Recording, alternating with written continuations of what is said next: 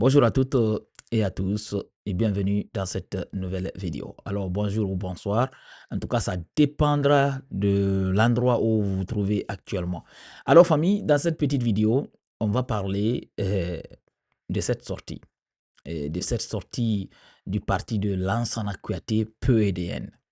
Alors, à l'approche des élections législatives et communales prévues le 24 mai 2026, alors le climat politique s'étend davantage. Alors que les autorités poursuivent l'organisation du double scrutin, plusieurs partis dénoncent déjà un processus qu'ils jugent verrouillé, inéquitable et peu crédible.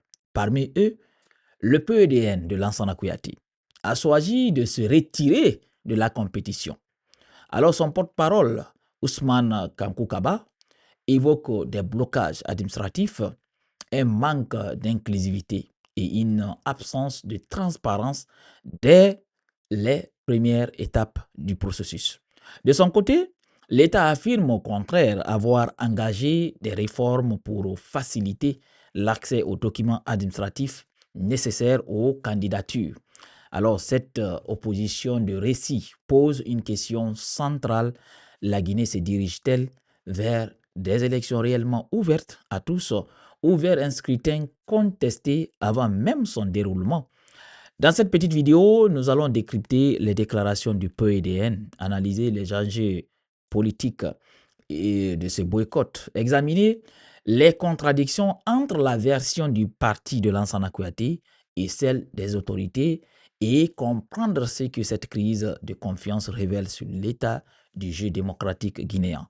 Alors, bienvenue à nouveau, partagez dans cette petite vidéo au maximum, restez dans la vidéo jusqu'à la fin et n'oubliez pas aussi de vous abonner. Si vous n'êtes pas toujours abonné à la chaîne, activez la cloche de notification pour ne rater aucune de nos prochaines vidéos. Maintenant, rentrons dans le vif du sujet.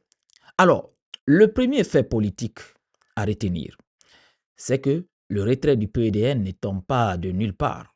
Le parti de Lansana Kouyaté avait déjà été fragilisé par le rejet de la candidature de son leader à la présidentielle du 28 décembre 2025.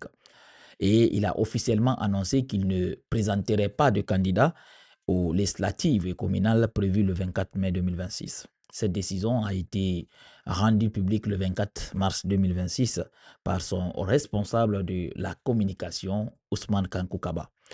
Dans les propos reportés par des médias, ce qui change aujourd'hui, dans la version que vous rapportez, c'est que le PEDN ne se contente plus d'un simple retrait tactique ou silencieux. Le parti, en tout cas, politise son absence en la transformant en acte d'accusation contre le processus électoral lui-même. À travers les propos attribués à Ousmane Kankoukaba, le PDN développe une thèse claire. Le problème ne serait pas seulement électoral au sens technique, mais institutionnel au sens politique. Autrement dit, le parti ne dit pas seulement nous ne sommes pas prêts, il dit surtout le terrain n'est pas neutre. La phrase la plus importante est sans doute celle-ci. Les principales raisons qui motivent notre décision de boycotter ces élections sont, entre autres, la non-inclusivité et la non-transparence dans le processus. Cette déclaration est politiquement lourde.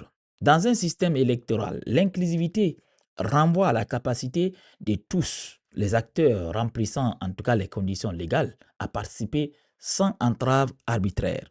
La transparence, elle renvoie à la légalité d'accès à l'information, aux procédures et aux garanties de traitement équitable. En posant ces deux termes, le PDN ne critique pas un détail administratif, il met en cause la légitimité procédurale du scrutin. Alors, le deuxième axe des déclarations du PDN concerne les documents administratifs. Le porte-parole affirme au niveau de la collecte des documents administratifs, il y avait assez de problèmes, des blocages un peu partout concernant nos candidats et responsables qui souhaitaient se présenter dans différentes circonscriptions. Là encore, l'accusation vise un point névralgique. Dans toute élection, l'étape de constitution des dossiers est souvent le moment où se joue une partie invisible de la compétition, ce qui contrôle la vitesse, la clarté ou l'accessibilité des pièces requises, en tout cas influence indirectement la liste des compétiteurs finaux.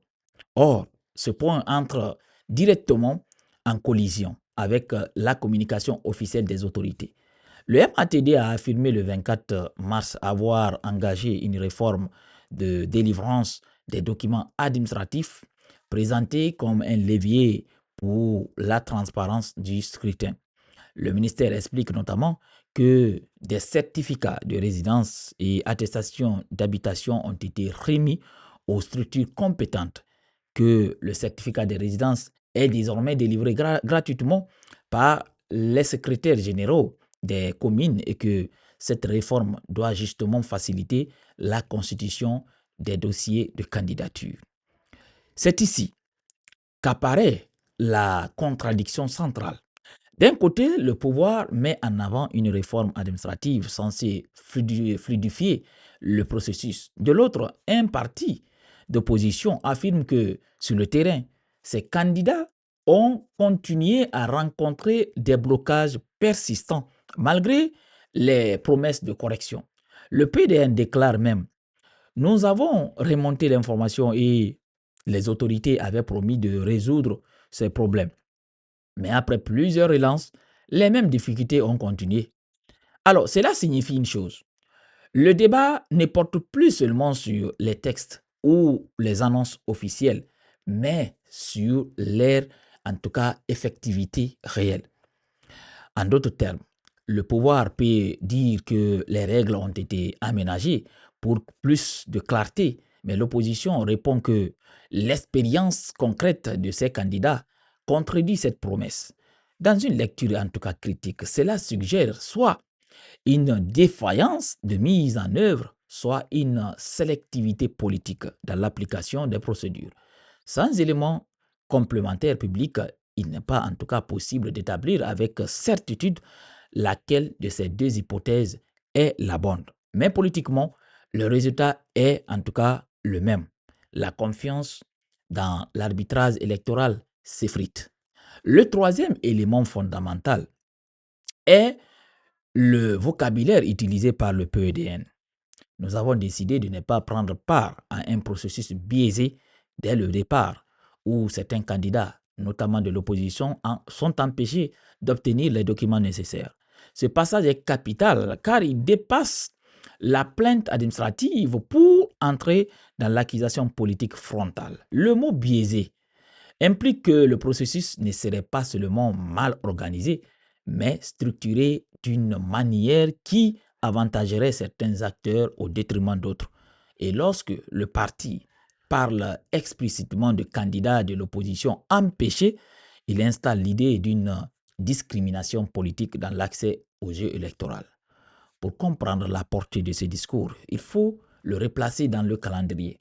Les élections législatives et communales ont été officiellement fixées le 24 mai 2026 par décret présidentiel pris le 20 février 2026. Puis le 7 avril, un autre décret a fixé les périodes officielles de campagne. Du 24 avril au 21 mai pour les législatives et du 4 mai au 21 mai pour les communales. Cela signifie que le temps politique est désormais extrêmement resserré. Dans un calendrier aussi serré, toute difficulté, en tout cas documentaire ou administrative, peut devenir un filtre, en tout cas décisif, surtout pour les partis qui ne disposent pas d'un appareil institutionnel ou territorial suffisamment robuste. C'est précisément pourquoi le boycott du PEDN dépasse le seul cas du parti. Il s'inscrit dans une séquence de désengagement ou de contestation d'acteurs politiques face au scrutin du 24 mai. Le retrait du PEDN intervient dans un climat déjà marqué par de fortes interrogations sur l'ouverture du processus, ce qui renforce l'idée d'une élection potentiellement affaiblie en amont par l'absence ou la contestation de plusieurs forces politiques. Sur le fond, le PEDN pose une condition très lisible. Pour un éventuel retour, nous demandons simplement un processus transparent, inclusif et crédible. Si l'inclusivité n'est pas garantie, la transparence ne le sera pas. Et sans la transparence, il ne peut y avoir de crédibilité. Cette formule mérite d'être en tout cas soulignée car elle constitue une véritable doctrine politique de la participation. Le parti établit une chaîne logique, pas d'inclusivité, donc pas de transparence. Pas de transparence, donc pas de crédibilité. C'est une manière de dire que la légitimité d'un scrutin ne se mesure pas seulement le jour du vote, mais dès la phase préparatoire, dans l'accès égal aux conditions de candidature. D'un point, en tout cas, il faut distinguer trois niveaux d'analyse. D'abord, le premier niveau est factuel. Le PEDN, en tout cas, a bien annoncé son absence de scrutin du 24 mai et les élections sont bien maintenues à cette date avec un calendrier de campagne déjà fixé. Le deuxième niveau est politique. En évoquant la non-inclusivité et la non-transparence, le PEDN cherche à transformer son retrait en message national sur la qualité du processus et non en simple faiblesse organisationnelle. Le troisième niveau est institutionnel.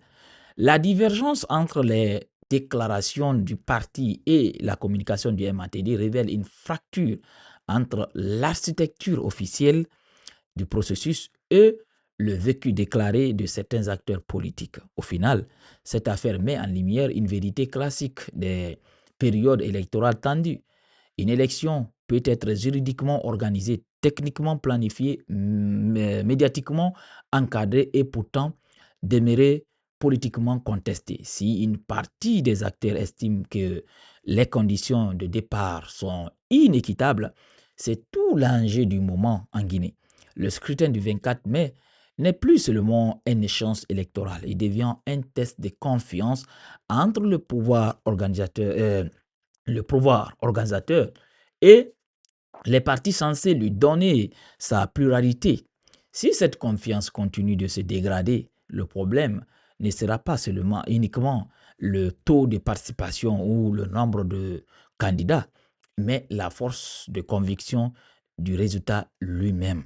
Alors, pour terminer, le PEDN envoie donc un signal politique fort. Pour ce parti, participer à des élections dans les conditions actuelles reviendrait à cautionner un processus qu'il juge verrouillé. En face, l'État affirme avoir mis en place des mécanismes pour garantir la transparence. Entre ces deux récits, une question demeure. Qui dit vrai sur la réalité du terrain? Et surtout, comment bâtir un scrutin crédible quand une partie de la classe politique estime être exclue avant même l'ouverture de la campagne?